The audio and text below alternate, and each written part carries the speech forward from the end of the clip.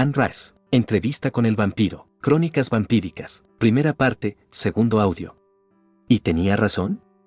¿Estaba usted muerto cuando se despertó? Sí, cambiado, debo confesarlo. Es obvio que estoy vivo, pero mi cuerpo se había muerto. Tardó un tiempo en estar completamente limpio de sus fluidos y de materia que ya no necesitaba, pero estaba muerto. Y, cuando tomé conciencia de ellos, entré en otro estadio de divorcio de mis emociones humanas. Lo primero que se me hizo evidente, cuando Lestat y yo pusimos el ataúd en un carruaje y robamos otro ataúd de un depósito, fue que Lestat ya no me gustaba. Aún me faltaba mucho para ser su par, pero me sentí infinitamente más cerca de él que antes de la muerte de mi cuerpo. No puedo realmente aclararte esto muy bien, por la razón obvia de que ahora tú estás como yo antes de que se me muriera el cuerpo. No puedes comprender. Pero, antes de morirme, Lestat había sido la experiencia más abrumadora que yo jamás había tenido. Tu cigarrillo se ha convertido en un cilindro de ceniza. Oh. El muchacho aplastó el filtro en el cenicero. ¿Quiere decir que cuando se cubrió el abismo entre los dos, él perdió su encanto?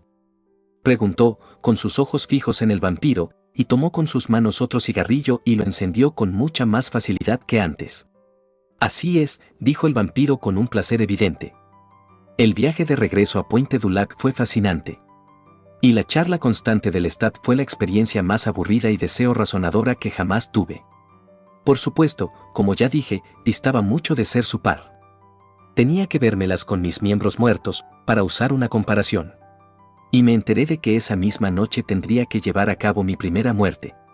El vampiro extendió la mano a través de la mesa y suavemente quitó una ceniza de la chaqueta del muchacho, quien miró la operación con alarma. Perdona, dijo el vampiro. No quería asustarte. Perdóneme a mí, dijo el entrevistador. Tuve la sensación, de improviso, de que su brazo era más largo de lo normal. Llegó hasta aquí, y usted ni se movió. No, dijo el vampiro, volviendo a poner los dedos sobre sus rodillas cruzadas. Me moví con demasiada rapidez como para que tú lo pudieras ver. Fue una ilusión. ¿Y se movió hacia adelante? Pero no lo hizo. Estaba sentado igual que ahora, con la espalda apoyada en el respaldo. No, repitió firmemente el vampiro.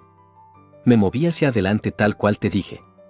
Mira, lo haré de nuevo, y lo hizo una vez más mientras el entrevistador lo miraba con una mezcla de confusión y miedo. Pues aún no me viste, dijo el vampiro. Pero si ahora miras mi brazo estirado, realmente no es tan largo, y levantó el brazo con el índice señalando al cielo, como si fuera un ángel a punto de decir la palabra del Señor. Tú has experimentado una diferencia fundamental entre lo que ves y lo que yo veo. Mi gesto me pareció lánguido y bastante lento. Y el sonido de mi dedo contra tu abrigo fue bastante audible. Pero no he querido asustarte, aunque quizá con esto puedas darte cuenta de que mi viaje de regreso a Pointe du Lac fue un festejo de experiencias nuevas, ya que la mera oscilación de una rama en el viento era un deleite. Sí, dijo el muchacho, pero aún estaba visiblemente conmovido. El vampiro lo miró un momento y luego dijo, te estaba diciendo. Sobre su primer asesinato, dijo el chico.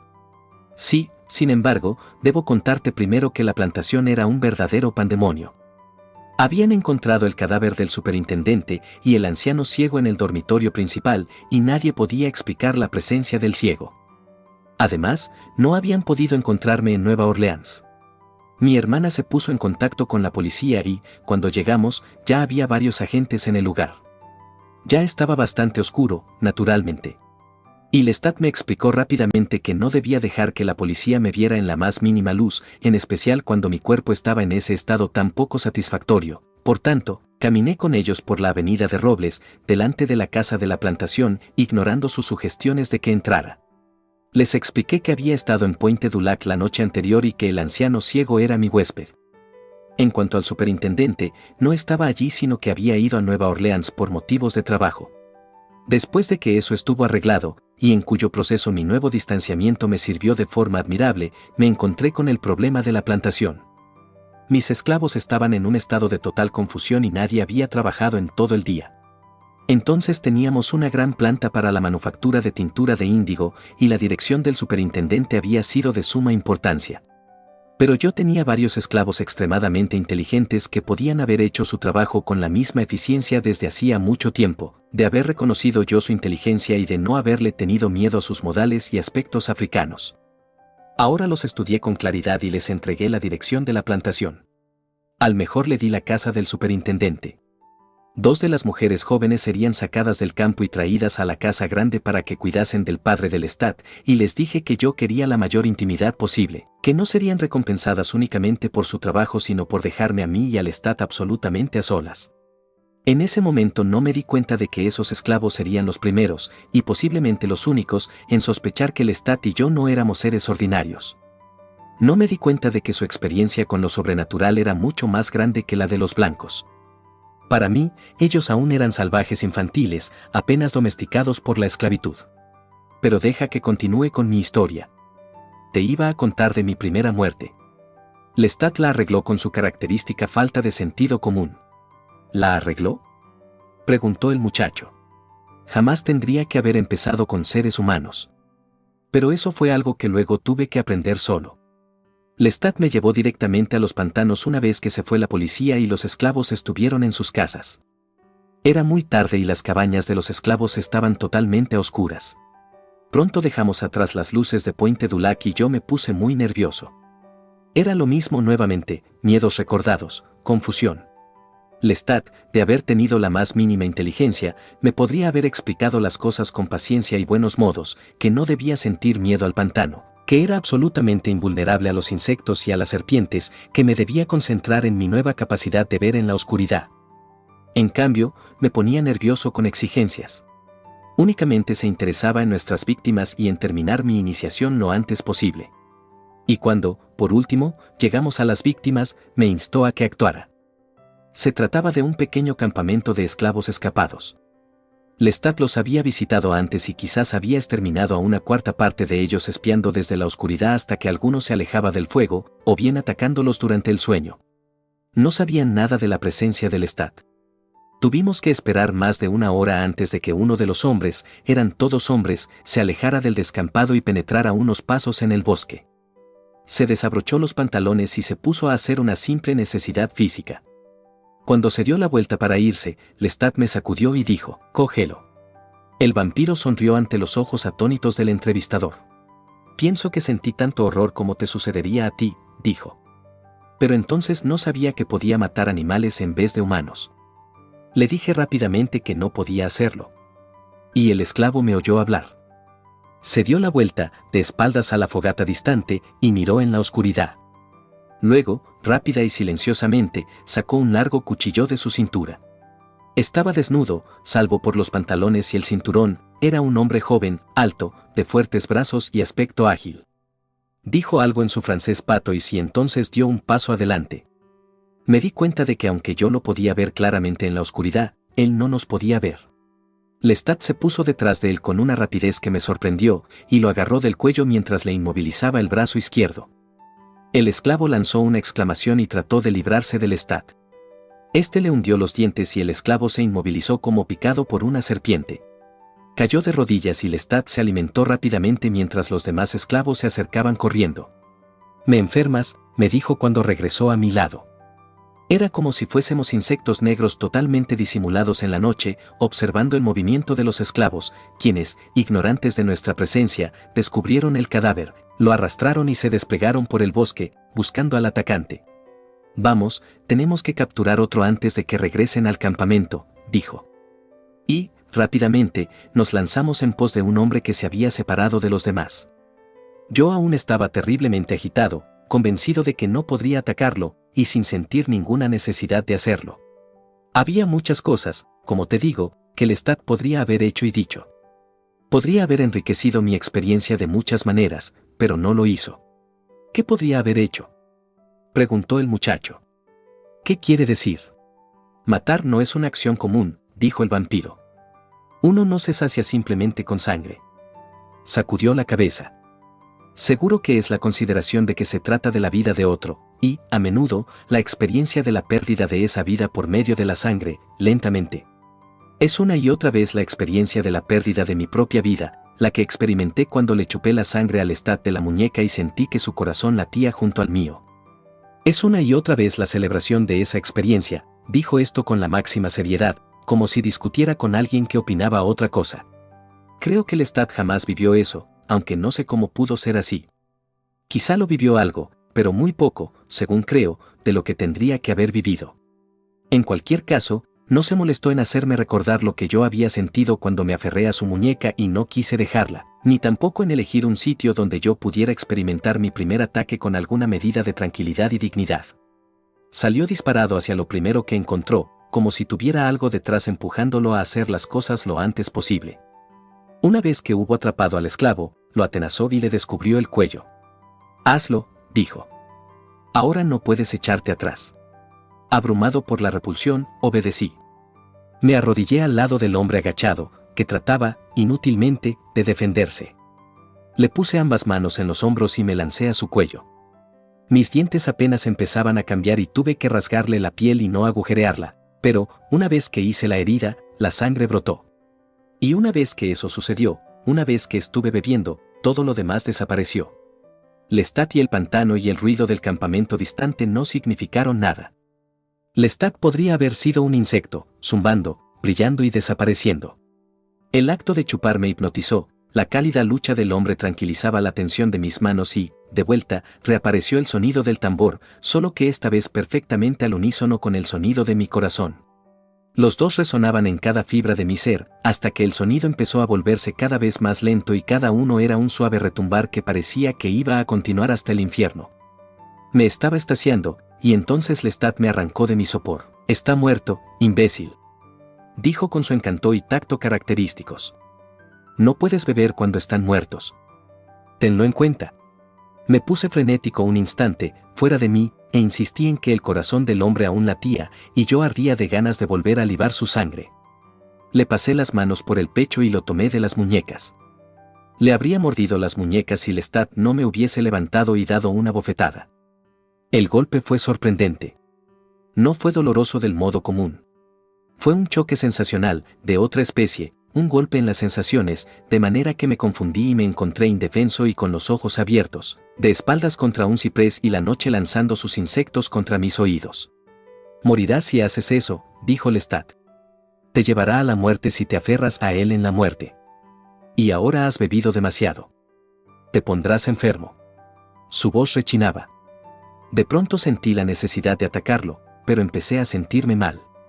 Tenía un dolor demoledor en el estómago, como si un remolino me chupara las entrañas desde adentro.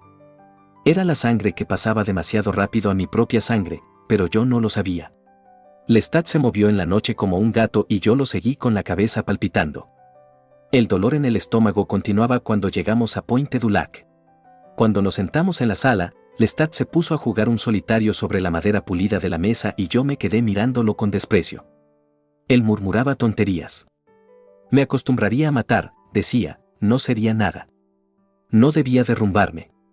Reaccionaba demasiado, como si mi parte mortal no se hubiera ido. «Me acostumbraría a todo en un santiamén». «¿Lo crees?», le pregunté por último. Yo realmente no tenía interés en su respuesta. Comprendí las diferencias que había entre ambos. Para mí, la experiencia de matar había sido un cataclismo. Lo mismo que chuparle la muñeca a Lestat. Esas experiencias me abrumaron tanto y cambiaron de tal modo mi opinión sobre todo lo que me rodeaba, desde la imagen de mi hermano que colgaba de la pared de la sala hasta la visión de una sola estrella por la ventana, que no me podía imaginar que otro vampiro las tomase como cosas de todos los días. Yo había sufrido una alteración permanente, lo sabía.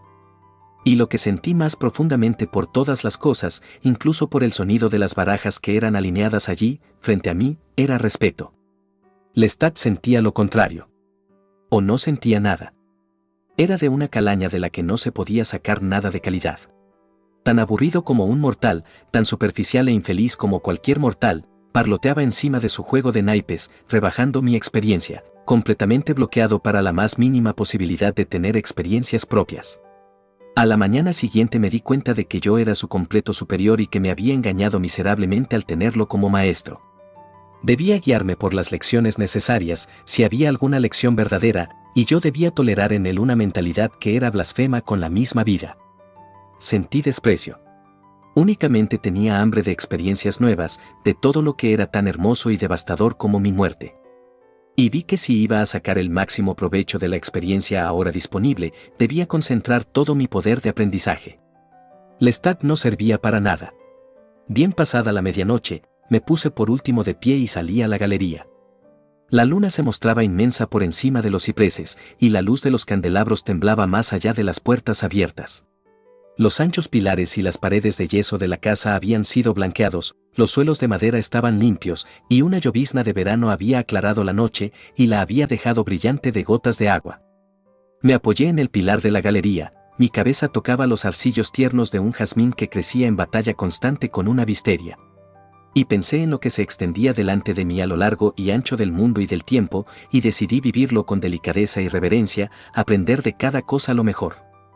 No estaba seguro de lo que esto significaba. ¿Entiendes cuando digo que no quise andar deprisa por mi experiencia, que lo que sentí como vampiro era demasiado poderoso para usarlo mal? Sí, dijo deprisa el joven. Parece como si hubiera estado enamorado. Al vampiro le brillaron los ojos. Exacto. Es como el amor, sonrió. Y deja que te cuente mis pensamientos de esa noche para que puedas saber que existen graves diferencias entre vampiros y cómo llegué a tener un enfoque distinto del de Lestat. Debes comprender que no lo desprecié porque no podía vivir la experiencia. Simplemente no pude entender cómo se podían dejar a un lado esas sensaciones. Pero entonces Lestat hizo algo que me mostraría cómo proceder con mi aprendizaje. Tenía un respeto más que normal por las riquezas de Pointe du Lac. Había quedado muy satisfecho con la belleza de la porcelana que usó para la cena de su padre, y le gustó tocar las cortinas de terciopelo y seguir con el pie los diseños de las alfombras. Y, entonces, de una de las alacenas sacó una copa y dijo, «¡Qué extraños son los cristales!». Cuando dijo esto con un deleite impío, yo lo estudié con ojo severo, pues me disgustó intensamente. «Quiero enseñarte un truco», prosiguió. «Si es que te gusta el cristal». Y después de colocar la copa en la mesa de juego, salió a la galería donde yo estaba y nuevamente cambió sus modales por los de un animal furtivo, con los ojos espiando la oscuridad detrás de las luces de la casa y bajo las ramas de los robles. En un instante, saltó por encima de la barandilla y luego se lanzó a la oscuridad para cazar algo con ambas manos. Cuando volvió, abrí la boca porque vi que se trataba de una rata. «No seas imbécil», me dijo. «¿Acaso nunca has visto una rata?». Era una rata inmensa y con una cola larga. La tenía del pescuezo para que no pudiera morder. «Las ratas pueden ser bastante buenas», dijo. Y llevó la rata hasta la copa de vino, le cortó el cuello y llenó rápidamente el vaso con la sangre. Lanzó la rata por encima de la barandilla y Lestat levantó la copa llena, con aire de triunfo. «Quizá tengas que vivir de ratas de vez en cuando, así que no pongas esa cara», dijo. «Ratas, gallinas, ganado. Si viajas en barco, lo mejor son las ratas, si no quieres que hagan una búsqueda por todo el barco y encuentren tu ataúd. Lo mejor es limpiar bien ese barco de ratas». Y entonces bebió de la copa con la misma delicadeza que si se tratara de Borgoña, hizo una mueca. «Se enfría tan rápido. ¿Quieres decir que podemos vivir de los animales?», le pregunté. «Así es», dijo, y entonces arrojó la copa a la chimenea. Yo miré los pedazos. «¿No te importa, no?», señaló el cristal roto con una sonrisa sarcástica. «Espero que no, porque no hay mucho que puedas hacer si te importa». «Si me importa, te puedo sacar a ti y a tu padre de Pointe du Lac», dije, y creo que esta fue la primera vez que demostré mi enojo. «¿Por qué habrías de hacerlo?», me preguntó con falsa alarma. «¿Aún no sabes todo, o sí?». Se rió y caminó por la habitación, pasó los dedos por el borde de satén del clavicordio. «¿Quieres tocar?». Yo dije algo como «no toques eso», y él se rió de mí. «Lo tocaré si así lo quiero», dijo. «Por ejemplo, tú no sabes todas las maneras en que puedes morir. Y morirse ahora sería una gran calamidad, ¿no? Debe de haber alguien en el mundo que me pueda enseñar esas cosas», dije. «Por cierto, no eres el único vampiro. Y tu padre quizá tenga unos 70 años. No puede ser que haya sido vampiro desde hace mucho tiempo, de modo que alguien te debe de haber enseñado. ¿Y piensas que puedes encontrar vampiros tú solo? Te podrán ver llegar, pero tú no los verás, amigo mío. No creo que tengas muchas opciones en este momento. Yo soy tu maestro y tú me necesitas, y no hay mucho que puedas hacer al respecto. Y ambos tenemos gente que debemos cuidar. Mi padre necesita un médico y tú tienes el problema de tu madre y de tu hermana. No te hagas ilusiones sobre confesarles que eres un vampiro. Simplemente cuida de ellas y de mi padre, lo que significa que mañana por la noche lo mejor será que mates rápido y te ocupes de la plantación. Y ahora a la cama. Ambos dormiremos en la misma habitación, pues representa menos riesgos. No, tú búscate un dormitorio, dije. No tengo la menor intención de compartir la misma habitación contigo. Se puso furioso. No hagas esa imbecilidad. Lois. Te lo advierto. No puedes hacer nada para defenderte una vez que sale el sol. Habitaciones separadas significa el doble de riesgos, el doble de precauciones y el doble de posibilidades de llamar la atención. Luego dijo un montón de cosas para asustarme y obligarme a hacer lo que él quería, pero fue como si hablara con las paredes. Lo observé atentamente, pero no le escuchaba. Me pareció frágil y estúpido, un hombre hecho de ramitas secas y con una voz aguda, debilucha.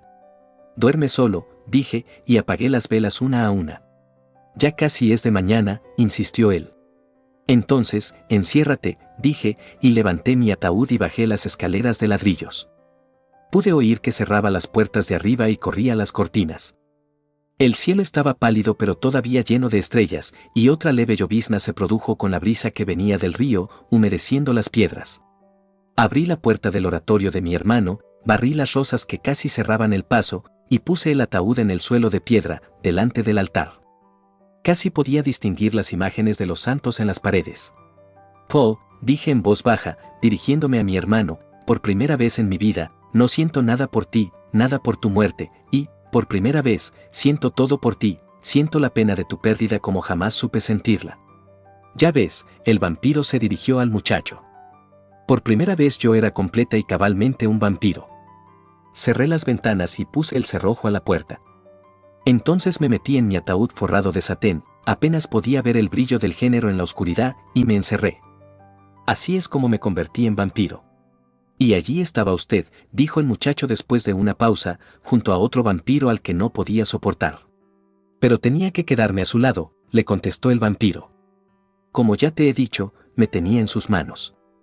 Sugería que había muchas cosas que yo desconocía y que solo él me las podía decir. Pero, en realidad, lo más importante que me enseñó fueron cosas prácticas y no muy difíciles de aprender solo, como podíamos viajar en barco, por ejemplo, haciendo transportar nuestros ataúdes como si contuvieran los restos de un ser querido a quien se llevaba a enterrar, como nadie se animaría a abrir el ataúd y cómo podíamos levantarnos de noche a cazar ratas. Cosas por el estilo. Y luego estaban las tiendas y los comerciantes que él conocía, que nos admitían a altas horas para vendernos la ropa más elegante de París. Y los agentes dispuestos a convenir asuntos financieros en restaurantes y cabarets. Y de todas esas cuestiones mundanas, Lestat fue un maestro apropiado. Yo no pude saber qué clase de hombre había sido en la vida. Ni me importaba, porque, por todas las apariencias, él ahora era un hombre como yo, lo que no me incumbía mucho salvo cuando me hacía la vida más llevadera que de no haber estado presente. Tenía un gusto impecable, aunque mi biblioteca para él era una pila de polvo, y se enfureció más de una vez con solo verme leer un libro o escribir notas en un cuaderno. Eso es un disparate mortal, me decía. Y gastaba tanto dinero en arreglar espléndidamente Pointe du Lac que hasta yo, que nada me importaba el dinero, me sorprendí. Y con los visitantes que llegaban a Pointe du Lac, algunos viajeros que venían por el camino del río, a caballo o en carruajes y pedían hospitalidad para pasar la noche, trayendo cartas de presentación de otros plantadores de Nueva Orleans, era tan gentil y amable que me facilitaba las cosas. Por lo tanto, me encontraba atado a él y escandalizado cada vez más con su crueldad. ¿Pero no molestaba a esa gente?, preguntó el chico. Ah, sí, a menudo. Pero te contaré un pequeño secreto que se aplica no solo a los vampiros sino a los generales, los soldados y los reyes. La mayoría de nosotros preferimos ver morir a alguien que ser objeto de rudeza bajo nuestros techos. Es extraño, sí, pero muy cierto, te lo aseguro. Ese Lestat salía a cazar seres humanos todas las noches. Yo lo sabía. Pero si él hubiera sido rudo y desagradable con mi familia, mis huéspedes o mis esclavos, yo no lo podría haber soportado. Pero no lo fue nunca. Parecía deleitarse con los visitantes. Decía que no debíamos fijarnos en gastos en lo que concernía a nuestras familias. Y me pareció que le daba lujos a su padre hasta un grado casi ridículo. Al ciego había que decirle continuamente lo finas y costosas que eran sus chaquetas y sus ropas y que buenos cortinados importados se le habían puesto en la cama y que vinos franceses y españoles teníamos en la bodega, y cuánto había dado la plantación en un año de mala cosecha, cuando en toda la costa se hablaba de dejar el índigo y cosechar azúcar. Pero, en otras ocasiones, reñía al anciano, como ya te mencionaré. Se ponía hecho una furia y el anciano tartamudeaba como un niño. ¿No te cuido acaso con un esplendor de príncipes?, le gritaba Lestat. ¿No te doy todos los gustos? Deja de decirme que quieres ir a la iglesia o que yo vea a tus amigos. ¡Qué disparate! Tus viejos amigos se han muerto. ¿Por qué no te mueres y me dejas en paz a mí y a mi dinero? El anciano sollozaba y decía que esas cosas poco le importaban en la vejez.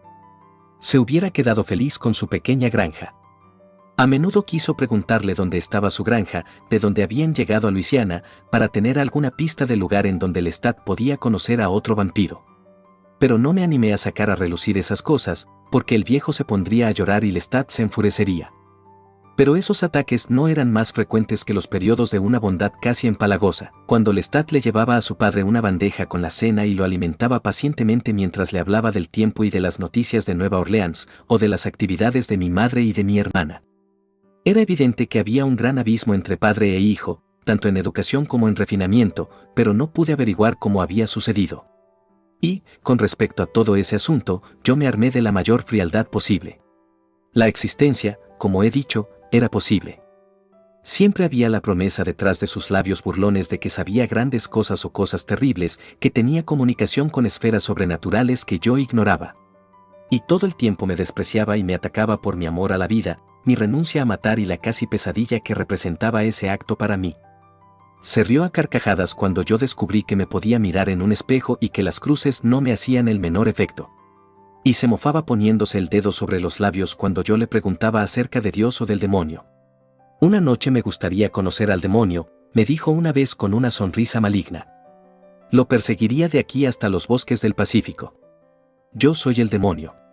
Y cuando me aterroricé al oír aquello, se deshizo en carcajadas. Pero lo que sucedió fue que simplemente por el disgusto que me provocaba llegué a ignorarlo y, no obstante, a estudiarlo con una fascinación distante y objetiva. A veces me encontré mirándole la muñeca de donde yo había sacado mi vida de vampiro, y me quedaba tan inmóvil que mi mente parecía abandonar mi cuerpo, o, mejor, mi cuerpo parecía transformarse en mi mente, y entonces él me miraba con una ignorancia terca acerca de lo que yo quería saber. Y me sacudía y me desconcertaba. Soporté todo esto con una impasibilidad que yo antes no había conocido en mi vida mortal, y llegué a comprender que se trataba de una parte de mi naturaleza de vampiro, que me podía sentar en mi casa de Pointe du Lac y pensar durante horas en la vida mortal de mi hermano, y que podía verla breve y clara en la oscuridad, comprendiendo ahora la pasión vana y sin sentido con que yo me había condolido de su pérdida y me había lanzado sobre los demás seres humanos. Toda esa confusión era entonces como la de unos bailarines frenéticos en medio de la niebla.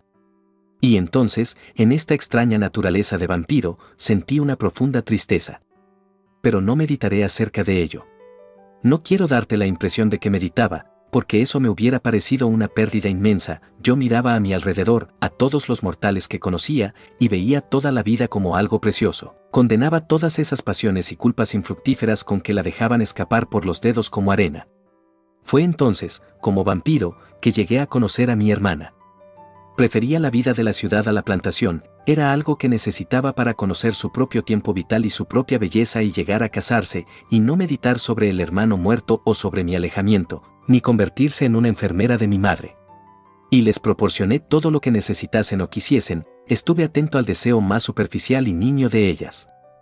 Mi hermana se reía de mi transformación cuando nos encontrábamos de noche y salíamos a caminar por las aceras angostas de madera, por la hilera de árboles bajo la luna, saboreando el olor del azahar y el calor acariciante, hablando durante horas de sus pensamientos y sueños más secretos, esas pequeñas fantasías que no se animaba a contar a nadie y que a mí me las susurraba cuando a solas nos sentábamos en la sala a media luz. Y yo la veía como a una criatura dulce, palpable, relumbrante, preciosa, que pronto crecería, envejecería y moriría, alguien que no podía perder esos momentos que en su intangibilidad nos prometía tan equívocamente, tan erróneamente, la inmortalidad, como si fuera un derecho de nacimiento el que no pudiéramos darnos cuenta de ello sino en el momento de la vida en que tenemos tanto pasado atrás como futuro por delante. Cuando, en realidad, Todo momento debe conocerse para entonces ser saboreado inmediatamente. Esto me fue posible comprenderlo debido al distanciamiento, a la sublime soledad con que Lestat y yo nos movíamos por el mundo de los seres mortales. Y todos los problemas materiales no nos importaban. Debería contarte la naturaleza práctica de todo esto. Lestat siempre había sabido robar a sus víctimas elegidas ropas suntuosas y otros signos de extravagancia. Pero los grandes problemas del secreto le habían resultado una tremenda batalla. Yo sospechaba que debajo de esa pátina de caballero era absolutamente ignorante, incluso de los asuntos financieros más simples. Pero yo no lo era. Entonces él podía conseguir dinero en cualquier momento y yo podía invertirlo. Si no estaba metiendo la mano en el bolsillo de un muerto en un callejón, estaba entonces en las mesas de juego de los salones más elegantes de la ciudad, usando su capacidad de vampiro para ganar dólares y oro a los jóvenes hijos de plantadores que se engañaban con su simpatía y su amistad. Pero eso jamás le había dado la clase de vida que pretendía. Entonces me había metido en la vida sobrenatural para poder conseguir un gerente y un inversionista, cuyas capacidades profesionales de la vida mortal le podían brindar un elemento fundamental para su vida. Pero deja que te describa Nueva Orleans como era entonces, para que puedas comprender la simplicidad de nuestras vidas. No había ninguna ciudad en Norteamérica como Nueva Orleans. No solo estaba llena de franceses y españoles de todas categorías que habían formado su propia aristocracia, sino que habían llegado todas las variedades de inmigrantes, principalmente irlandeses y alemanes. Entonces no solo estaban los esclavos, realmente fantásticos con sus vestimentas tribales y sus costumbres, sino la clase creciente de gente libre de color, esa gente maravillosa de nuestro propio mestizaje y de las islas, que produjo una casta magnífica y única de artesanos, artistas, poetas y famosas bellezas femeninas. Y estaban los indios, que en verano llenaban los muelles vendiendo hierbas y obras de artesanía. Y en medio de todo esto, en medio de esta Babilonia de idiomas y colores, estaba la gente del puerto, los marineros de los barcos, que venían en gran número a gastarse el dinero en las salas de fiesta, a comprar por una sola noche a las mujeres hermosas, oscuras y blancas, a cenar lo mejor de las cocinas francesa y española y a beber los vinos importados de todo el mundo. Luego, además de todo eso, al cabo de unos años de mi transformación, aparecieron los norteamericanos, que construyeron la ciudad al norte del barrio francés, con magníficas mansiones griegas que en la noche brillaban como templos. Y, por supuesto, los plantadores, siempre los plantadores, que llegaban a la ciudad en landós deslumbrantes a comprar vestidos de fiesta y objetos de plata y gemas, a llenar las callejuelas angostas hasta la vieja ópera francesa y el Théâtre de Orleans y la Catedral de San Luis, de cuyas puertas salían los cánticos de la misa los domingos y resonaban por encima de las multitudes de la Place de Armes, por encima del ruido y el alboroto del mercado francés, por encima de los velámenes fantasmagóricos y silenciosos de los barcos en las aguas del Mississippi que golpeaban contra los muelles, sobre el nivel de la misma Nueva Orleans, de modo que los barcos parecían flotar en el cielo. Así era Nueva Orleans, un lugar magnífico y mágico para vivir. Un lugar en el cual un vampiro, ricamente vestido y caminando con gracia por los charcos de luz de una lámpara de aceite, no atraía más la atención en las noches que cientos de otras exóticas criaturas. Si es que atraía alguna, si es que alguien susurraba detrás de un portal, oh, ese hombre, qué pálido, cómo relumbra, cómo se mueve. No es natural. Una ciudad en la que el vampiro podía desaparecer antes de que alguien pudiera terminar de decir esas palabras, buscando los callejones en los que podía ver como un gato, en los bares a oscuras donde los marineros dormían con sus cabezas apoyadas en las mesas, en hoteles con habitaciones de altísimos techos donde una figura solitaria podía sentarse, con sus pies sobre un almohadón bordado, con sus piernas cubiertas con medias, su cabeza inclinada bajo la luz mortecina de una única vela, sin jamás ver la gran sombra que se movía por las flores de yeso del techo, sin ver los largos dedos blancos que se acercaban a apagar la frágil llama. Es extraordinario, aunque no fuera por nada más, que muchos de esos hombres y mujeres dejaran detrás de ellos un monumento, una estructura de mármol y piedra y ladrillo que aún permanece de pie, de modo que cuando desaparecieron las lámparas de aceite y los edificios de oficinas llenaron las manzanas de Canal Street, algo irreducible de belleza y romance permaneció, quizá no en todas las calles, pero sí en tantas que el paisaje es para mí siempre el paisaje de aquellos tiempos. Y cuando camino por las calles, iluminadas por las estrellas, del Quarter o del Garden District, nuevamente vuelvo a aquella época. Supongo que esa es la naturaleza de los monumentos, ya sea una pequeña casa o una mansión de columnas corintias y rejas de hierro forjado. El monumento no dice que este o aquel hombre caminó por aquí. No, es lo que él sintió en un momento lo que continúa en su sitio. La luna que aparecía sobre Nueva Orleans aún aparece. Mientras los monumentos sigan en pie, seguirá apareciendo igual. El sentimiento, al menos aquí y allí, continúa siendo el mismo. El vampiro pareció triste. Suspiró como si dudara de lo que acababa de decir. ¿De qué hablaba? Preguntó de improviso, como si estuviera un poco cansado. ¿De qué era? Ah, sí, de dinero. Lestat y yo teníamos que hacer dinero. Y te contaba que él podía robar. Pero lo que importaba era la inversión posterior. Debíamos utilizar lo que acumulábamos. Pero me he anticipado. Yo mataba animales. Pero ya volveré a ese tema en un momento.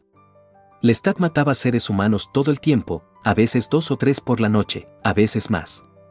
Bebía de uno nada más que para satisfacer una sed momentánea y luego pasaba a otro. Cuanto mejor era el humano, solía decir en su modo vulgar, más le gustaba. Una jovencita, ese era su plato favorito para las primeras horas del atardecer, pero la matanza triunfal para Lestat era un joven. Un joven de más o menos tu edad lo atraía en especial. Yo. Susurró el muchacho, apoyado en los codos, se inclinó hacia adelante para mirar fijamente a los ojos del vampiro, luego se volvió a echar para atrás. Sí, dijo el vampiro, como si no hubiera observado el cambio de expresión en el joven. Pues mira, ellos representaban para Lestat la mayor pérdida, porque estaban en la antesala de la máxima posibilidad de vida. Por supuesto, Lestat no lo comprendía. Yo llegué a comprenderlo. Lestat no entendía nada. Te daré un ejemplo perfecto de lo que le gustaba a Lestat. Al norte, por el río, estaba la plantación Freniere, una magnífica extensión de tierra que tenía grandes esperanzas de hacer una fortuna con el azúcar poco después de que se hubiera inventado el proceso de refinamiento. En esto hay algo perfecto e irónico, esa tierra que yo amaba producía azúcar refinada. Digo esto con más tristeza de lo que creo que te imaginas. Esa azúcar refinada es un veneno. Fue la esencia de la vida de Nueva Orleans, tan dulce que puede ser fatal, tan ricamente provocativa que todos los demás valores se pueden olvidar. Pero te estaba diciendo que por el río vivían los Freniere, una antigua familia que en esa generación había producido 5 jovencitas y un joven. Pues 3 de esas mujeres estaban destinadas a no casarse, pero 2 de ellas aún eran lo bastante jóvenes y todas dependían del único varón. Él iba a dirigir la plantación del mismo modo que yo lo hacía para mi madre y mi hermana, iba a negociar las bodas, hacer los ahorros cuando toda la riqueza del lugar estuviera en peligro debido a una mala cosecha de caña, y luchar y mantener a distancia al universo entero. Lestat decidió que lo quería a él. Y cuando únicamente el destino casi se burla de Lestat, se puso fuera de sí. Arriesgó su propia vida para conseguir al muchacho Freniere, quien se había comprometido en un duelo. En una fiesta, había insultado a un joven criollo español. En realidad, el incidente no tenía la menor importancia, pero como la mayoría de los criollos, este estaba dispuesto a morir por nada. Ambos estaban dispuestos a morir por nada. El hogar francés se convulsionó. Debes comprender que Lestat lo sabía perfectamente. Ambos habíamos estado en la plantación de los Freniere, él, cazando esclavos y ladrones de gallinas, yo, animales. ¿Mataba usted únicamente animales? Así es, pero ya volveré a ese tema, como te he dicho. Ambos conocíamos la plantación y yo me había permitido uno de los grandes placeres de un vampiro, el de espiar a la gente sin que se den cuenta.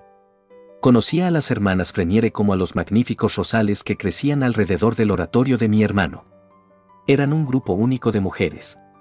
Cada una, a su manera, era tan inteligente como el hermano, y una de ellas, la llamaré Babette, no solo era inteligente como el hermano, sino mucho más sabia. No obstante, ninguna de ellas había sido educada para cuidar la plantación, ninguna comprendía ni siquiera las cosas más simples de su estado financiero. Todas eran enteramente dependientes del joven Freniere. Y todas lo sabían.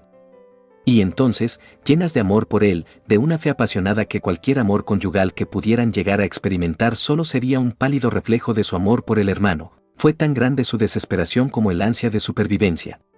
Si Freniere moría en el duelo, la plantación fracasaría.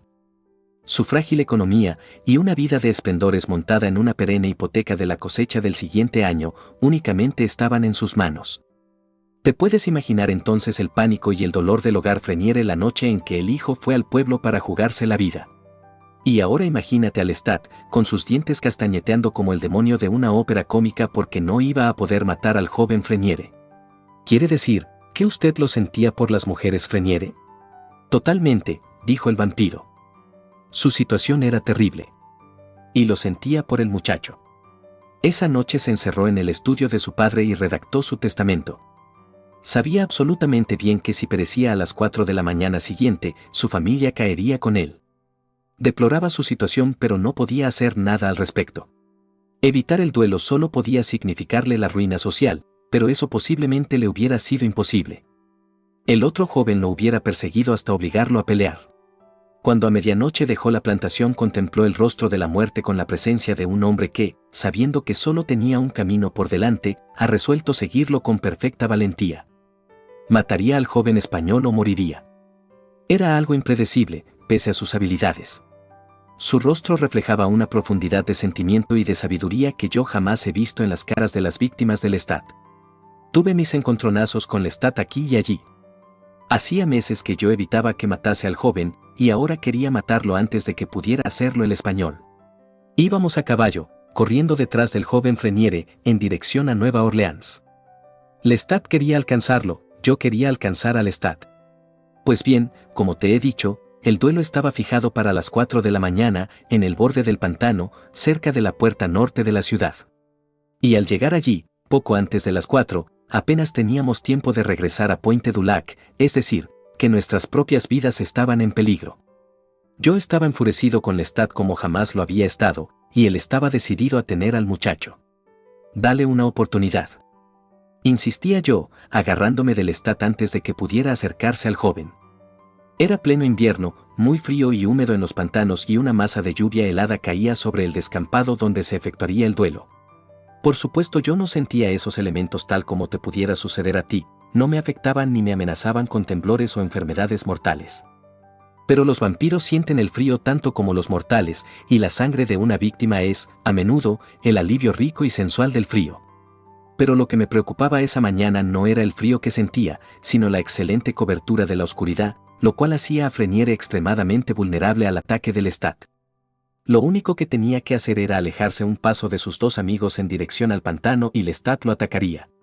Por tanto, yo luchaba físicamente con Lestat tratando de inmovilizarlo. Pero, ante todo eso, ¿sentía usted distancia, frialdad? Suspiró el vampiro. Sí, lo sentía y, además, una furia suprema. Para mí, saciarse con la sangre de toda una familia era el acto supremo del Lestat, su prueba de total desprecio y desconsideración por todo lo que tendría que haber visto, con la profundidad de un vampiro. Por tanto, lo mantuve en la oscuridad, donde me escupía e insultaba. El joven Freniere cogió la espada que le entregó su amigo y padrino y salió a la hierba resbaladiza y húmeda a encontrarse con su oponente.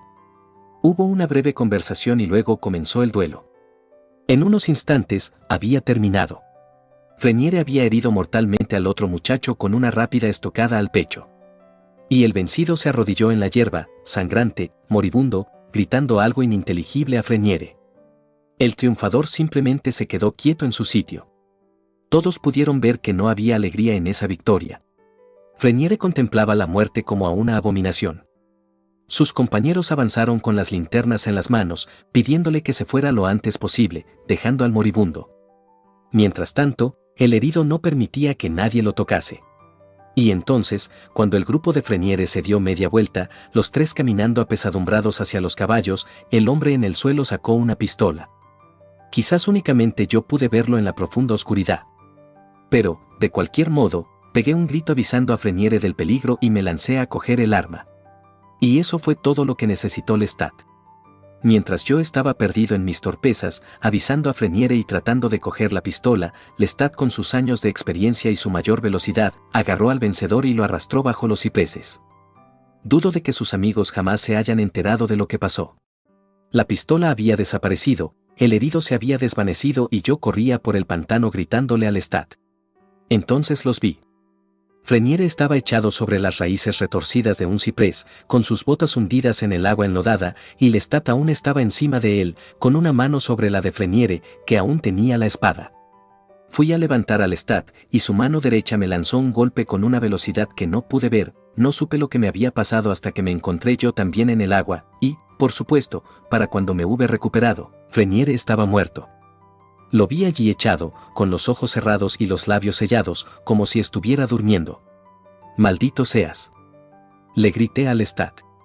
Y entonces me puse de pie. El cuerpo de Freniere empezó a hundirse en las aguas. Primero la cara y luego el cuerpo quedaron completamente cubiertos. Lestat estaba jubiloso, me recordó secamente que apenas teníamos una hora para regresar a Pointe du Lac y juró vengarse de mí. «Si no me gustara la vida de plantador sureño, acabaría contigo esta misma noche», me amenazó. «Yo sé una manera de hacerlo. Tendría que echar tu caballo en el pantano. Allí tendría que cavar un pozo y hundirte». Y se marchó al galope. Pese a todos los años que han pasado, aún siento una furia contra él como un líquido hirviendo en mis venas. Entonces vi lo que significaba para él ser un vampiro. «No era más que un asesino», dijo el chico, con una voz que reflejaba parte de la emoción del vampiro. No tenía la menor consideración por nada. No, para él ser vampiro significaba venganza. Venganza contra la misma vida. Cada vez que mataba a alguien le representaba una venganza. No era de sorprenderse, entonces, que no apreciara nada. Los placeres de la vida de vampiro no estaban disponibles para él, porque estaba concentrado en una venganza maniática contra la vida mortal que había abandonado. Consumido por el odio, miraba hacia atrás.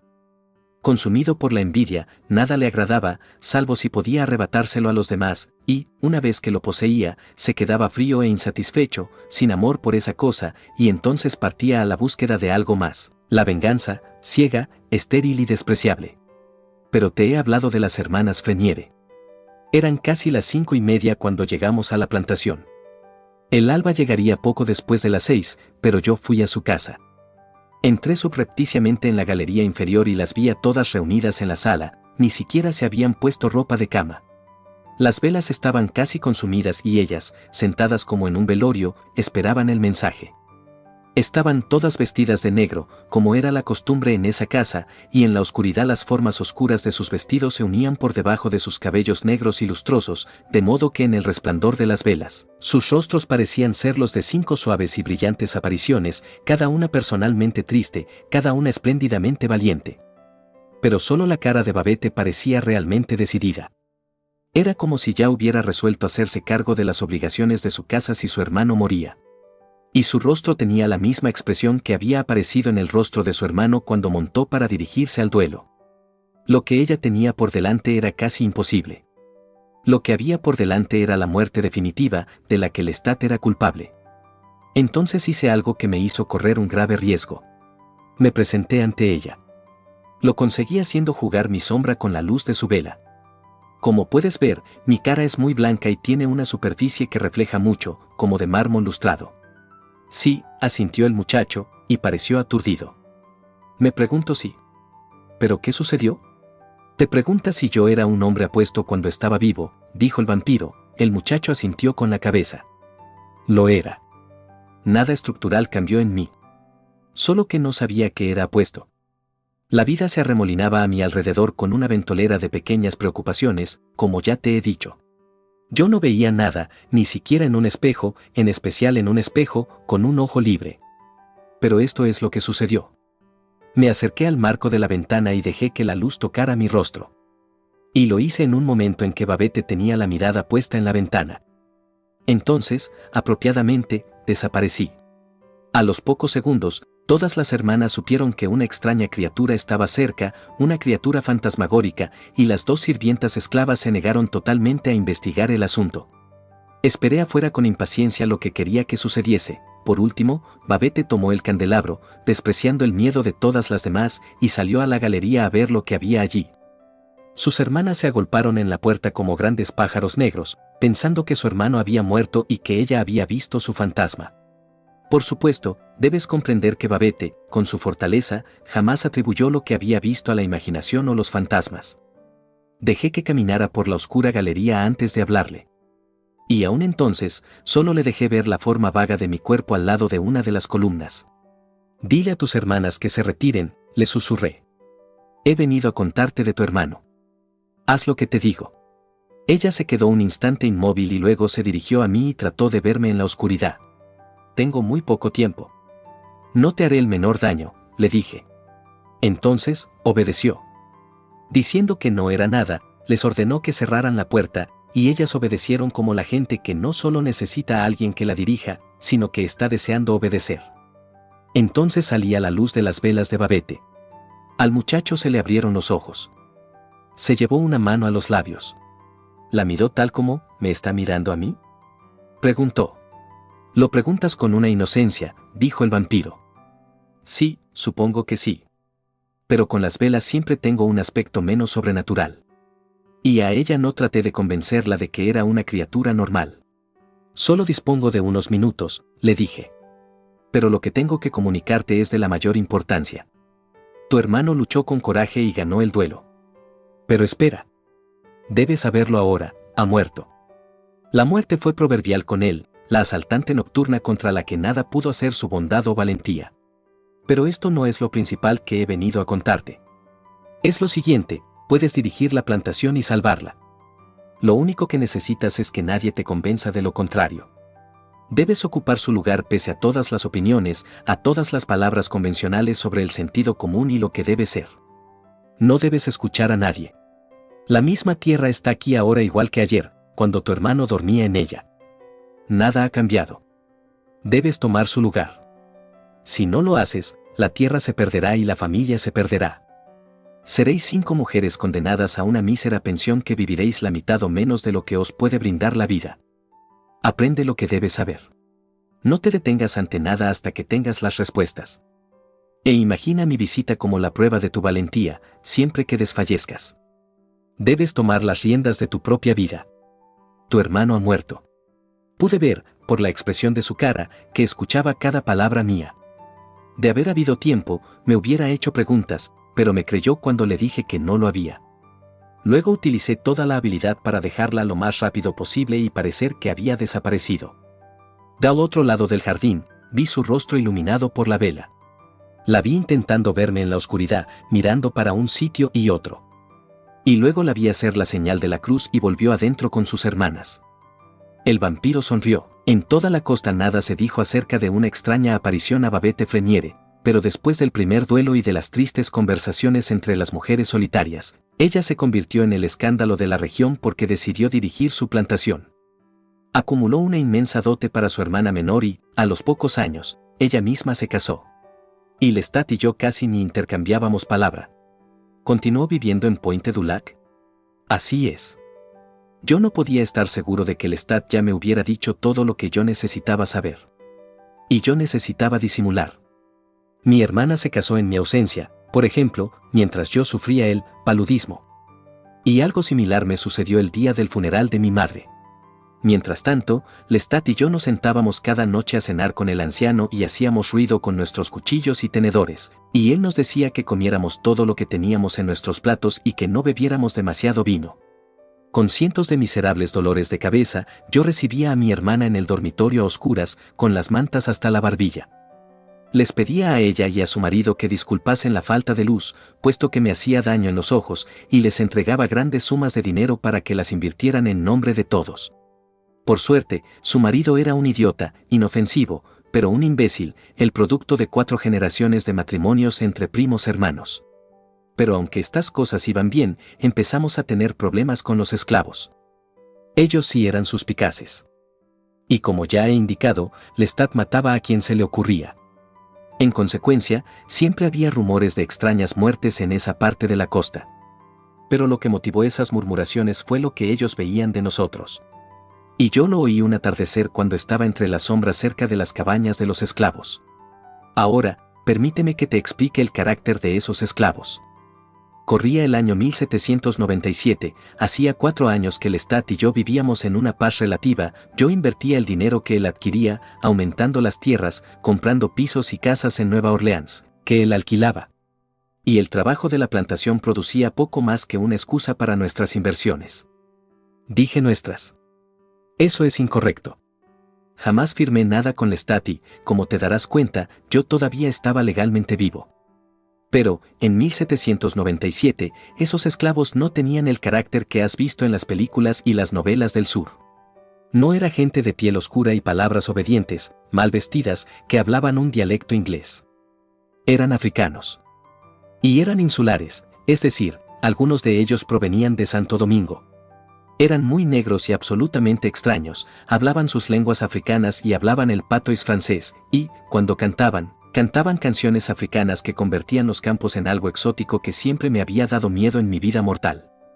En suma, ellos aún no habían sido destruidos por completo como africanos. La esclavitud era la maldición de sus vidas, pero aún no habían sido robados de lo que era característicamente suyo. Toleraban el bautismo y las modestas vestimentas que les imponían las leyes católicas francesas, pero, por las tardes, transformaban sus ropas baratas en disfraces delirantes, hacían joyas con huesos de animales y pedazos descartados de metal que pulían como si fuera oro, y las cabañas de los esclavos de Pointe du Lac eran un país extranjero, una costa africana después del anochecer, en el cual ni el más intrépido superintendente se animaba a deambular. Pero los vampiros no se asustaban. No hasta una noche de estío, cuando paseando entre las sombras, escuché por las puertas abiertas de la cabaña del capataz negro una conversación que me convenció de que Lestat y yo dormíamos con grave peligro. Los esclavos sabían que no éramos seres normales.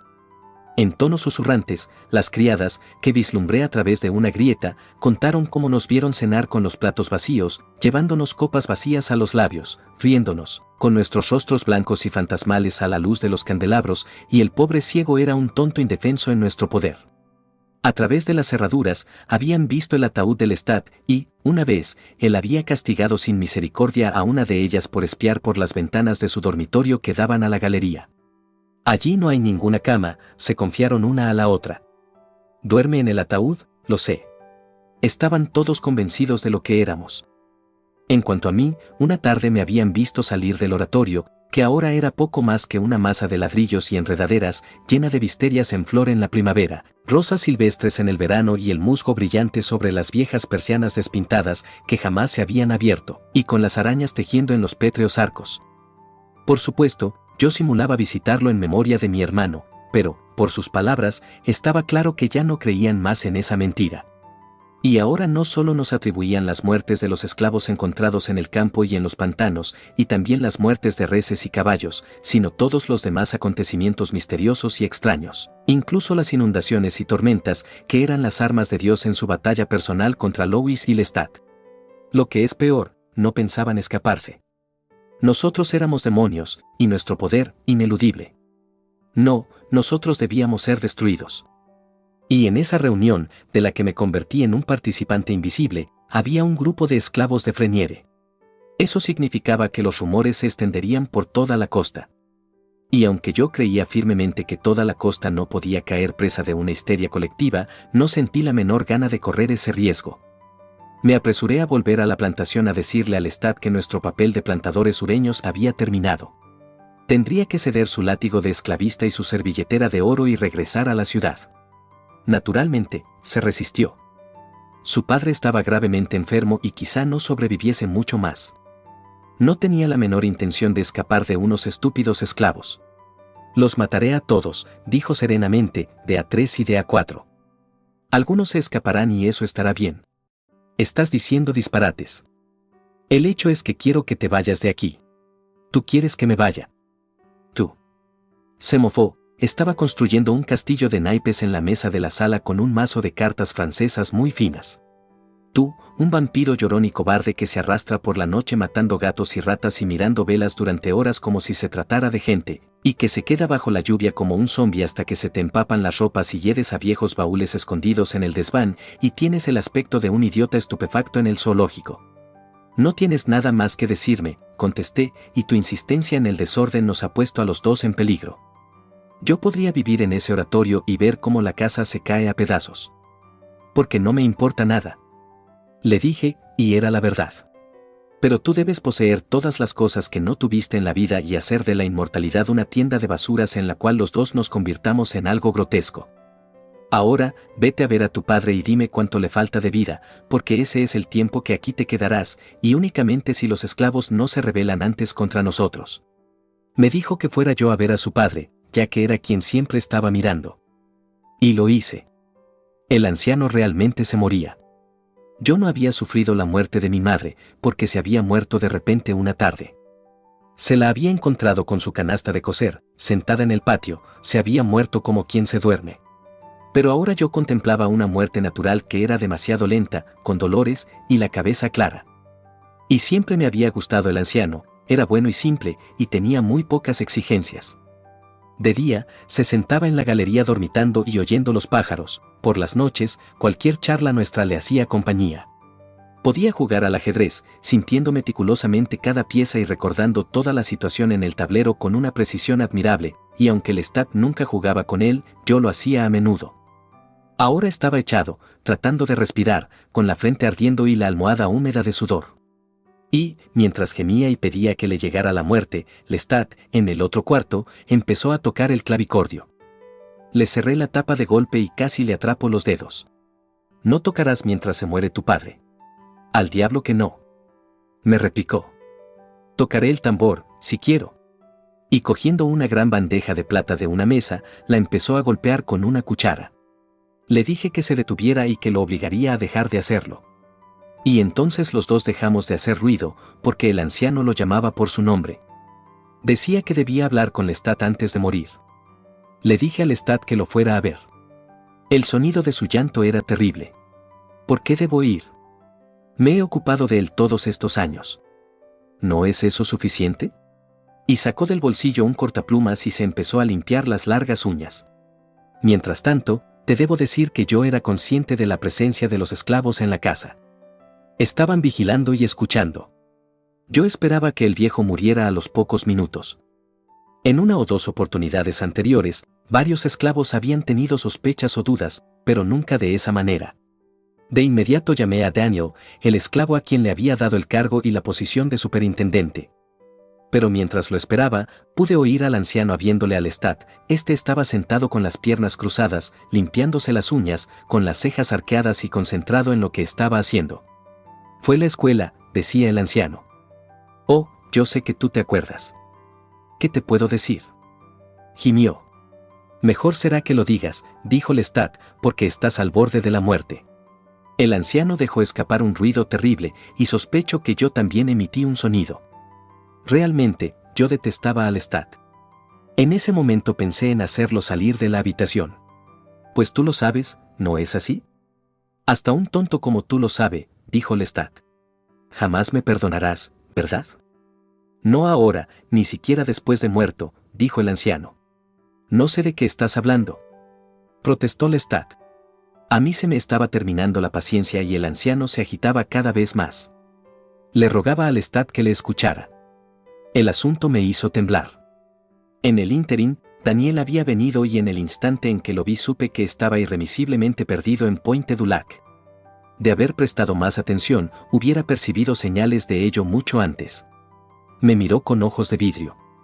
Yo era un monstruo para él. «El padre de Monsieur Lestat está muy enfermo». «Moribundo», dije, ignorando su expresión. «No quiero que haya ruidos esta noche, los esclavos deben permanecer en sus cabañas». «Está por llegar un médico». Me miró como si yo estuviera mintiendo. Y entonces sus ojos se alejaron de mí, curiosa y fríamente, y se dirigieron a la puerta del anciano. Su rostro sufrió tal cambio que me puse de pie de inmediato y yo también miré. Era Lestat, al pie de la cama, limpiándose furiosamente las uñas y sonriendo de tal manera que sus dos grandes colmillos se le veían perfectamente. El vampiro se detuvo y se le movían los dos hombros con una risa silenciosa. Miraba al muchacho, y este parecía cohibido ante la mesa. Pero ya había mirado fijamente la boca del vampiro. Había visto que sus labios tenían una textura diferente a la de su piel, que eran sedosos y delicadamente delineados, como los de cualquier persona, pero mortíferamente blancos, y había vislumbrado los blancos dientes. Pero el vampiro tenía un modo de sonreír tan cuidadoso que jamás los exponía completamente, y el chico ni había pensado en los colmillos hasta ese momento. «Te puedes imaginar», dijo el vampiro, «lo que eso significaba. Tuve que matarlo». «¿Qué tuvo que?», dijo el muchacho. «Tuve que matar al esclavo». Empezó a correr.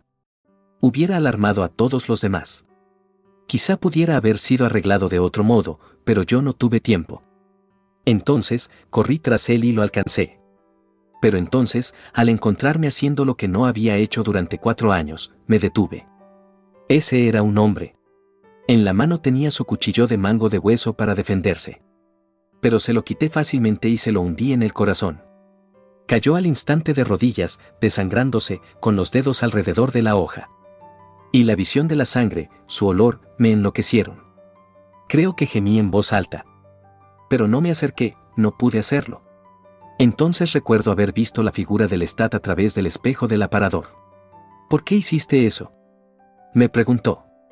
Me di la vuelta para mirarlo a la cara, decidido a que no me viera en ese estado de debilidad. El anciano deliraba, continuó diciéndome, no podía acabar de comprender lo que decía el anciano. Los esclavos, lo saben.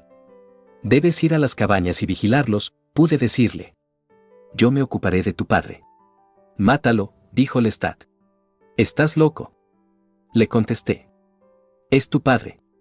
Ya sé que es mi padre, dijo Lestat. Por eso no puedo matarlo. No puedo matarlo. Si pudiera lo habría hecho hace mucho tiempo, maldito sea. Se retorció las manos. Tenemos que irnos de aquí. Y mira lo que has hecho matando a este. No hay tiempo que perder. Su mujer estará aquí aullando dentro de unos momentos, o enviará a alguien aún peor. El vampiro suspiró. Eso era verdad. Lestat tenía razón. Yo podía oír a los esclavos reuniéndose en la cabaña de Daniel, esperándolo. Daniel había sido lo suficientemente valiente como para entrar en la casa embrujada. Si no regresaba, los esclavos serían presa del pánico y se transformarían en una multitud peligrosa. Le dije a Lestat que los calmara, que usara toda su autoridad como amo blanco y que no los alarmase con sustos. Entonces, entré en el dormitorio y cerré la puerta. Y sufrí otro golpe en esa noche traumática. Porque yo jamás había visto al padre de Lestat en ese estado. Estaba sentado, inclinado hacia adelante, hablándole a Lestat, rogándole a Lestat que le contestase, diciéndole que comprendía mejor su amargura que el mismo Lestat. Y era un cadáver viviente. Nada animaba su cuerpo hundido, salvo una voluntad determinada. Por ende, sus ojos, debido a su resplandor, estaban todavía más hundidos en su cráneo, y sus labios, con los temblores, afeaban aún más su boca amarilla. Me senté al pie de la cama, sufriendo de verlo en ese estado, y le di mi mano. No te puedo contar lo que me conmovió su aspecto. Porque cuando traigo la muerte, es algo rápido e inconsciente y que deja a la víctima como en un sueño encantado. Pero esto era el decaimiento lento, el cuerpo negándose a rendirse al vampiro del tiempo que lo había desangrado durante años sin fin. Lestat, dijo él, por una sola vez, no seas malo conmigo. Por una sola vez, sé para mí el muchacho que fuiste. Mi hijo, lo dijo una y otra vez. Mi hijo, mi hijo. Y entonces, dijo algo que no pude oír sobre la inocencia y la destrucción de la inocencia. Pero pude ver que no deliraba como Lestat había dicho, sino que poseía un terrible estado de lucidez. La carga del pasado estaba dentro de sí con toda su fuerza, y el presente, que solo era la muerte, contra la que luchaba con toda su voluntad, nada podía hacer para aliviar esa carga. Pero yo sabía que podía engañarlo usando toda mi capacidad. Acercándome a él, le susurré la palabra, Padre. No era la voz de Lestat, era la mía, un suave susurro. Pero se calmó de inmediato, y pensé que moriría. Pero se aferró a mis manos, como si lo estuvieran chupando las grandes olas negras del océano y solo yo pudiera salvarlo. Ahora habló de un maestro rural, cualquier nombre, que había visto en Lestat a un pupilo brillante y que le había pedido llevarlo a un monasterio para su educación. Se maldijo por haber traído de vuelta a Lestat a su casa, por quemar los libros. Debes perdonarme por ello, Lestat, sollozó. Le apreté la mano, esperando que eso fuera una respuesta, pero repitió su ruego una y otra vez. Ahora tienes todo para vivir, pero eres frío y brutal como yo fui con el trabajo, el frío y el hambre. Lestat, debes recordar. Eres el más bueno de todos. Dios me perdonará si tú me perdonas. Pero, en ese momento, el verdadero Lestat apareció en la puerta. Le hice un gesto para que guardara silencio, pero no lo vio. Entonces tuve que ponerme de pie rápidamente para que su padre no pudiera oír su voz a esa distancia. Los esclavos se habían escapado de su presencia. Pero están allí fuera, se han reunido en la oscuridad. Los oigo, dijo Lestat, y luego echó una mirada al anciano. Mátalo, Louis, me dijo, y su voz fue el primer ruego que le había escuchado, y se puso hecho una furia. Hazlo. Acércate a su almohada, contesté, y dile que le perdonas todo, que le perdonas haberte sacado de la escuela cuando todavía eras un niño. Díselo inmediatamente, ahora mismo. ¿Por qué? dijo Lestat, haciendo una mueca, y su cara pareció más cadavérica. Sacarme de la escuela. Maldito sí. Mátalo. Dijo, dejando escapar un rugido de desesperación. No, dije yo, tú lo perdonas o lo matas tú mismo. Vamos. Mata a tu propio padre. El anciano rogó que le dijéramos lo que estábamos diciendo. Y llamó, hijo, hijo. Y Lestat bailó como el enloquecido Rumpelstiltskin a punto de traspasar el suelo con el pie. Fui hasta el ventanal. Pude ver y oír a los esclavos congregándose alrededor de la casa de Pointe du Lac, formando redes en la oscuridad, aproximándose. Tú eras José entre tus hermanos, dijo el anciano. El mejor de todos, pero ¿cómo lo podía yo saber? Lo supe cuando te fuiste, cuando pasaron todos esos años y ellos no me ayudaron en nada, no me dieron ninguna paz. Y entonces tú regresaste y me sacaste de la finca, pero no eras el mismo. No eras el mismo muchacho. Me volví al Lestat y prácticamente lo arrastré hasta la cama. Nunca lo había visto tan débil y al mismo tiempo enfurecido. Se soltó de mí y se arrodilló cerca de la almohada, echándome una mirada de odio. Yo me mantuve firme y le susurré, perdónalo. Está bien, padre. Debes tranquilizarte. No tengo nada contra ti, dijo, y su voz aguda se sobrepuso a la furia que lo dominaba. El anciano se apoyó en la almohada murmurando unas palabras de alivio, pero Lestat ya se había ido. Se detuvo en la puerta, con las manos sobre las orejas. Ya vienen, susurró, dándose la vuelta para poder verme. Mátalo. Por Dios. El anciano jamás supo lo que le había sucedido. Jamás se despertó de su estupor. Lo desangré lo suficiente, abriéndole una herida grande para que muriese sin sentir mi pasión oscura. Yo no podía soportar ese pensamiento. Sabía que no importaría si encontraban el cadáver en ese estado porque yo ya estaba harto de Pointe du Lac y del Lestat y de toda esa identidad como amo ridículo de Pointe du Lac. Incendiaría la casa y tendría la fortuna que había acumulado con diferentes nombres justo para cuando llegara el momento oportuno. Mientras tanto, Lestat atacó a los esclavos. Dejaría detrás de él tal ruina y devastación que nadie podría saber a ciencia cierta lo que había sucedido esa noche en Pointe du Lac. Y yo fui con él. Anteriormente, su ferocidad siempre había sido misteriosa, pero ahora yo descubrí mis colmillos ante los seres humanos que escapaban de mi presencia, mi avance superaba su velocidad patética y torpe, mientras descendía el velo de la muerte o el velo de la locura. El poder y la prueba del vampiro eran inexpugnables, de modo que los esclavos huyeron en todas direcciones. Y fui yo quien regresó a las escalinatas a incendiar Pointe du Lac. Lestat vino corriendo detrás. ¿Qué estás haciendo? Estás loco. Gritó, pero no había manera de apagar las llamas. Se han ido y tú estás destruyendo todo, todo. Y se paseó alrededor de la magnífica sala, entre su frágil esplendor. Saca tu ataúd. Tienes 3 horas hasta el alba. Le grité. La mansión es una pira funeraria. ¿Podría haberle hecho daño el fuego? Preguntó el muchacho. Por cierto, dijo el vampiro. ¿Volvió al oratorio? ¿Era un lugar seguro? No, de ninguna manera.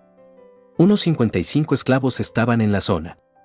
Muchos de ellos no preferían la vida de un liberto y lo más seguro era que fueran a Freniere o a la plantación Bel Jardín. Yo no tenía la más mínima intención de quedarme allí esa noche. Pero había poco tiempo para hacer alguna otra cosa. Esa mujer, Babette, dijo el muchacho. El vampiro sonrió. Sí, fui a ver a Babette. Ahora vivía en Freniere con su joven marido. Tenía tiempo suficiente para cargar mi ataúd en el carruaje y llegar a donde estaba ella. ¿Pero y Lestat? El vampiro suspiró. Lestat fue conmigo. Tenía la intención de irse a Nueva Orleans y trataba de persuadirme de que yo hiciera lo mismo. Pero cuando se dio cuenta de que pensaba esconderme en Freniere, optó por eso también. Quizá jamás hubiéramos podido llegar a Nueva Orleans. Empezaba a amanecer. Los ojos mortales no lo podían ver, pero Lestat y yo sí. En cuanto a Babette, yo la había visitado una vez más. Como te dije, había escandalizado a la costa quedándose sola en la plantación, sin un hombre en la casa, sin ni siquiera una anciana. El mayor problema de Babette fue que podía alcanzar el éxito económico únicamente a costa del aislamiento y del ostracismo social. Tenía tal sensibilidad que la riqueza en sí no le importaba nada, una familia, hijos, eso era lo importante para Babette. Aunque fue capaz de mantener la plantación, el escándalo la estaba desgastando. En su interior, estaba cediendo. Sin permitirle que me mirase, una noche la vi en su jardín. Le dije en mi voz más suave que yo era la misma persona de antes. Que conocía su vida y sus sufrimientos. No esperes que la gente te comprenda, le dije. Son unos imbéciles. Quieren que te retires debido a la muerte de tu hermano. Usarían tu vida como si fuese aceite para la lámpara. Debes desafiarlos con pureza y confianza. Me escuchó en silencio. Le dije que debía dar una fiesta de beneficencia. Y esa beneficencia sería religiosa. Podía elegir un convento en Nueva Orleans, cualquiera, y dar allí una fiesta filantrópica. Invitaría a los amigos más íntimos de su madre difunta para que actuasen de chaperones y ella haría todo esto con una total confianza en sí misma. Sobre todo, una confianza perfecta. Lo único importante era la confianza en sí misma y la pureza. Pues Babette pensó que esto era algo genial. No sé quién eres si tú no me lo dices, dijo ella. Era verdad, yo no lo decía. Pero solo me puedo imaginar que eres un ángel. Y me rogó verme la cara. Es decir, me lo rogó a la manera de la gente como Babette, quienes en realidad no sienten inclinación de rogar nada a nadie. No se trata de que Babette fuera orgullosa. Simplemente era fuerte y honesta, lo que en la mayoría de las veces hace del ruego. Veo que quieres preguntarme algo, dijo el vampiro, y se detuvo. Oh, no, dijo el muchacho, que quería esconder su intención de preguntar. No debes tener miedo de preguntarme nada. Si me escondiera algo demasiado íntimo, continuó, y, cuando el vampiro dijo esto, se le oscureció el rostro por un instante, frunció el entrecejo y sus cejas formaron un hoyuelo que apareció arriba de su ceja izquierda como si alguien hubiera puesto un dedo, lo que le dio un especial aspecto de preocupación profunda. Si escondiera algo demasiado íntimo como para que tú preguntaras al respecto, en primer lugar no lo mencionaría, dijo. El muchacho se encontró mirando fijamente los ojos del vampiro, y las cejas, que eran como finos alambres negros en la piel tierna de los párpados. Pregúntame, dijo el muchacho. Usted habla de Babette, dijo el joven, como si su sentimiento para con ella fuera especial. ¿Te di la impresión de que no podía sentir? Preguntó el vampiro. No, de ninguna manera. Es evidente que usted sintió algo por el anciano. Se quedó a reconfortarlo cuando usted mismo estaba en peligro. Y lo que sintió por el joven Freniere cuando Lestat quería matarlo. Todo esto usted lo ha explicado. Pero me estaba preguntando. ¿Sentía algo especial por Babette? ¿Acaso ese sentimiento por Babette fue el que hizo que usted tratara de proteger al joven Freniere? ¿Quieres decir amor?, dijo el vampiro. ¿Por qué has vacilado en decirlo? Porque usted habló de sentimientos distantes, replicó el muchacho. ¿Piensas que los ángeles son distantes?, preguntó el vampiro. El chico lo pensó un momento. Sí, dijo. ¿Y los ángeles son incapaces de amar?, preguntó el vampiro. ¿Acaso los ángeles no contemplan el rostro de Dios con un amor total? El chico pensó un momento. Amor o adoración, dijo. ¿Cuál es la diferencia?, preguntó pensativo el vampiro. ¿Cuál es la diferencia?, insistió, y no se trató de una pregunta dirigida a su interlocutor, sino que se lo preguntó a sí mismo. Los ángeles sienten amor y orgullo, el orgullo de la caída, y odio. Las poderosas emociones abrumadoras que sienten las personas distantes en las que la emoción y la voluntad son una sola cosa, dijo finalmente. Ahora miró la mesa, como si lo estuviera pensando y no estuviera enteramente satisfecho de sus palabras. Por Babette, yo sentía una emoción profunda. No es la más fuerte que he sentido por un ser humano. Levantó la vista y miró al muchacho. Pero fue muy intensa. Babette, a su manera, fue para mí un ser humano ideal. Se movió en la silla, la capa se agitó suavemente a su alrededor y él volvió la cara hacia la ventana. El chico verificó el estado de las cintas. Luego sacó otra de su portafolio y, pidiéndole perdón al vampiro, la colocó en la máquina. Perdóneme que le haya preguntado algo tan personal. No querría, dijo con ansiedad al vampiro. No preguntaste nada por el estilo, dijo el vampiro, mirándolo de improviso. Fue una pregunta correcta. Yo siento amor y sentí algo de amor por Babette, aunque no el amor más grande que jamás haya sentido. Pero hubo un anuncio en Babette. Para volver a mi historia, la fiesta de beneficencia de Babette fue un éxito y le aseguró su vuelta a la vida social. Generosamente, su dinero disipó muchas dudas en las mentes de las familias de sus galanes, y se casó. En las noches de verano, yo solía visitarla sin dejar que me viera o supiera que yo estaba allí. Iba a vigilar su felicidad y, al verla feliz, yo también era feliz. Y aquella noche del incendio fui con Lestat a ver a Babette. Él hubiera matado a Lafrenière mucho tiempo antes de no haberlo detenido yo. Y pensó que eso era lo que yo pensaba hacer. ¿Y qué paz conseguiríamos con ello? Pregunté yo. Tú dijiste que yo era un idiota. ¿Acaso piensas que no sé por qué me transformaste en un vampiro? No podías vivir solo, no podías solucionar las cosas más simples. Hace años que yo dirijo todo mientras tú te quedas sentado con un falso aire de superioridad. No tienes nada más que decirme sobre la vida. No te necesito ni me puedes ser útil. Tú eres quien me necesita, y si tocas a uno solo de los esclavos de Frenière, te sacaré del medio. Será una batalla entre los dos y no es necesario señalarte que tengo más inteligencia en un solo dedo que tú en todo tu cuerpo. Haz lo que te digo. Bien, esto lo dejó asombrado, aunque sin razón, y protestó diciendo que aún tenía muchas cosas que decirme, de cosas y tipos que yo podía matar y que me causarían una muerte súbita, y de lugares en el mundo a los que jamás tenía que ir, y más por el estilo, un absurdo que apenas pude tolerar. Pero no tenía tiempo para él. Las luces del hogar del superintendente estaban encendidas en casa de los Frenière aquella noche, estaba tratando de calmar el nerviosismo entre los esclavos escapados y los propios. Y las llamas de Pointe du Lac aún podían verse contra el cielo. Babette estaba vestida y ocupándose de sus asuntos, había enviado carruajes y esclavos a Pointe du Lac a ayudar a combatir el fuego. Los esclavos escapados y asustados eran mantenidos a distancia de los otros, y nadie, en ningún momento, consideró sus historias como algo más que una tontería de esclavos. Babette sabía que había sucedido algo siniestro y temía un asesinato, jamás lo sobrenatural. Estaba en su estudio anotando el incendio en el diario de la plantación cuando la encontré. Era casi de madrugada. Solo tenía unos pocos minutos para convencerla de que me ayudara. Primero le hablé, negándome a que se diera la vuelta, y ella me escuchó con calma. Le dije que debía tener una habitación para descansar. Nunca te he hecho daño. Ahora te pido una llave y tu promesa de que nadie tratará de entrar en ese cuarto hasta la noche. Entonces te lo contaré todo. Yo ya estaba casi desesperado. El cielo estaba palideciendo. Lestat estaba en el huerto con los ataúdes. ¿Pero por qué has venido a verme a mí esta noche?, me preguntó. ¿Y por qué no?, le dije. ¿Acaso no te ayudé en el momento crítico en que más necesitabas guía, cuando tú sola eras la fuerte entre aquellos que eran débiles y que dependían de ti? ¿No te di buenos consejos en 2 oportunidades? ¿Y no he cuidado de tu felicidad desde entonces? Podía ver la figura de Lestat en la ventana. Estaba presa del pánico. Dame esa llave, insistí. No permitas que nadie entre hasta la caída del sol. Te juro que jamás te haré daño.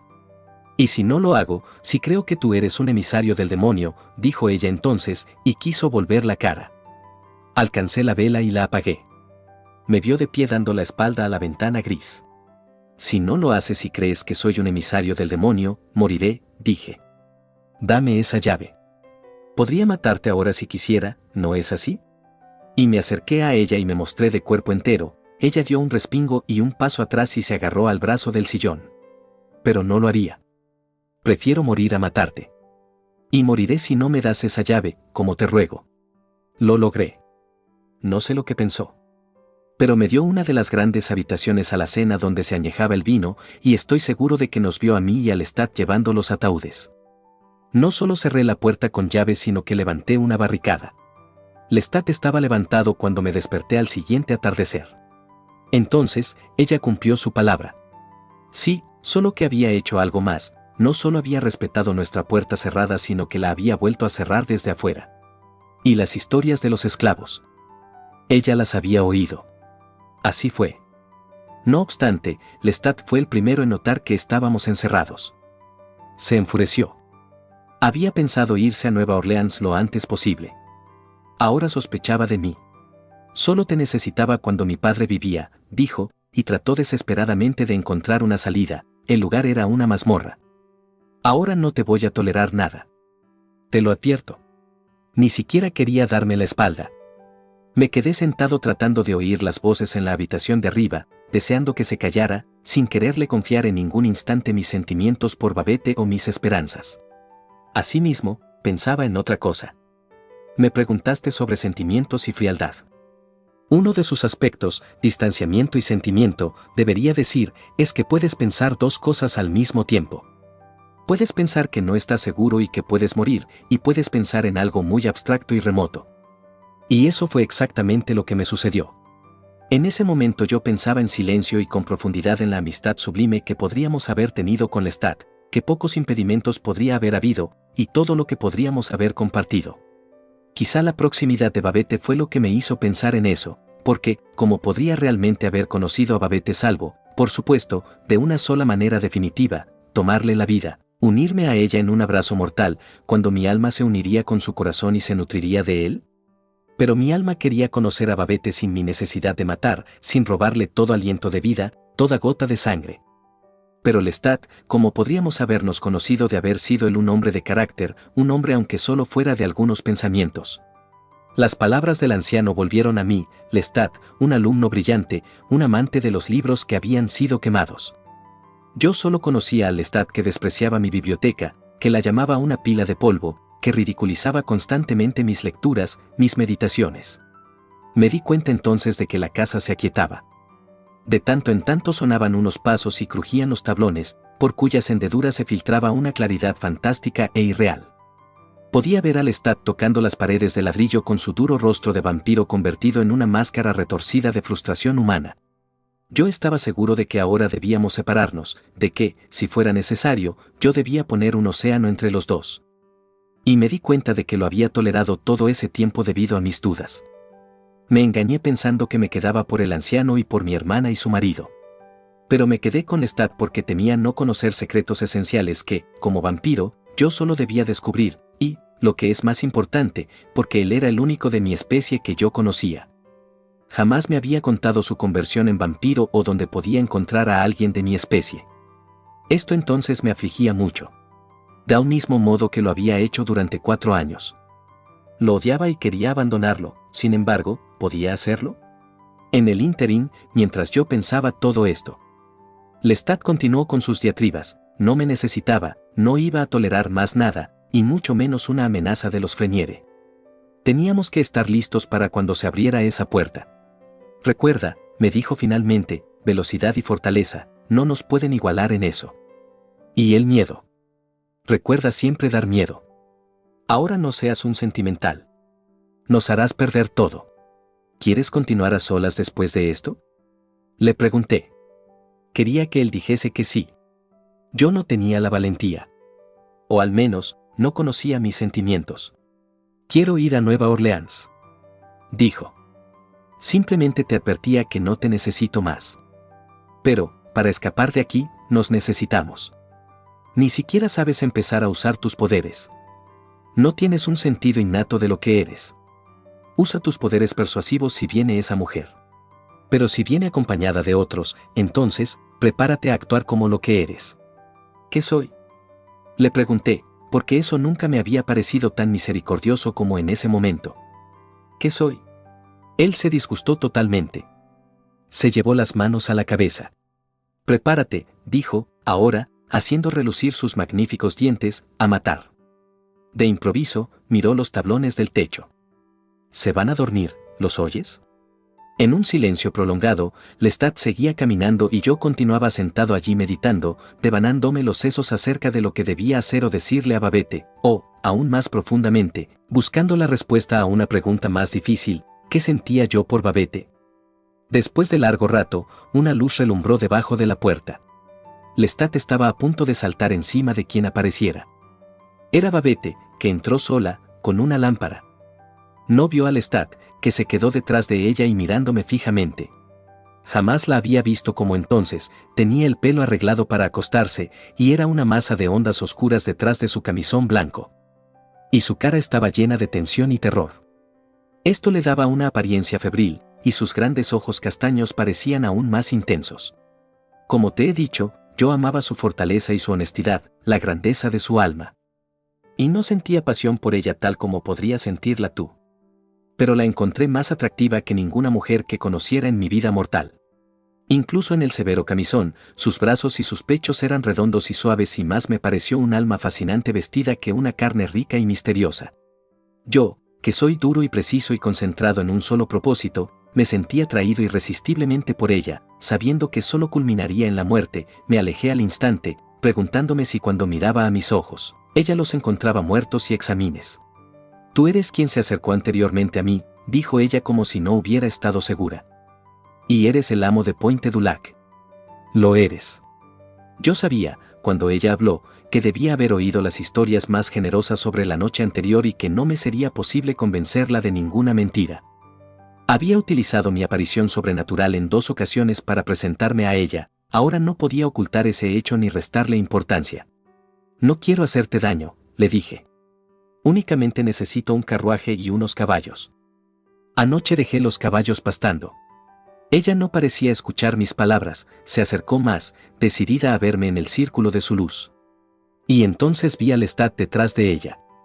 Sus sombras se fundían en una sola sobre la pared de ladrillos, estaba ansioso y era peligroso.